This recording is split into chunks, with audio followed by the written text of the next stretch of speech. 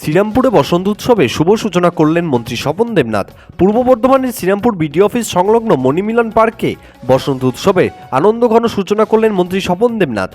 দূরের বালক সংস্থার উদ্যোগে আয়োজিত এই বসন্ত উৎসবে উপস্থিত ছিলেন বহু বিশিষ্ট ব্যক্তিগণ।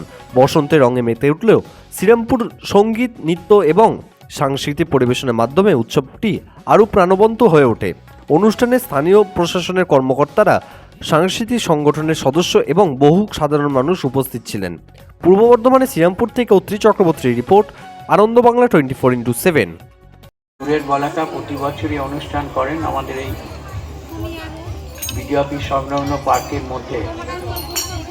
তার অধ্যক্ষা দোলা মজুমদার, আমাদের জয়েন্ট বিডিও সাহেব আছেন, আর এর সঙ্গে জড়িত যারা এই প্রতিষ্ঠানের শিক্ষিকা মণ্ডলী কিংবা ছাত্রছাত্রী যারা আছেন, তাদেরকে সবাইকে ধন্যবাদ। আপনারা এ ধরনের অনুষ্ঠান এখানে করলে খুঁজে পাবেন। চেষ্টা করছি আমরা সাজানোর, চেষ্টা হয়েছে অনেকটাই, কিন্তু ব্যবহার হচ্ছে না।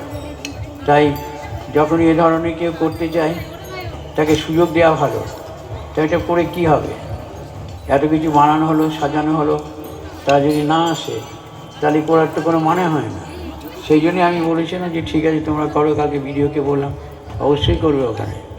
এটার জন্যই তো করা হয়েছে। এই প্রতিষ্ঠানটা এই এত টাকা ব্যয় করে কিসের জন্য করা হলো? এখানে কিছু লোক আসবে আর কিছু বদমাইশি করে চলে যাবে, তার জন্যে কিছু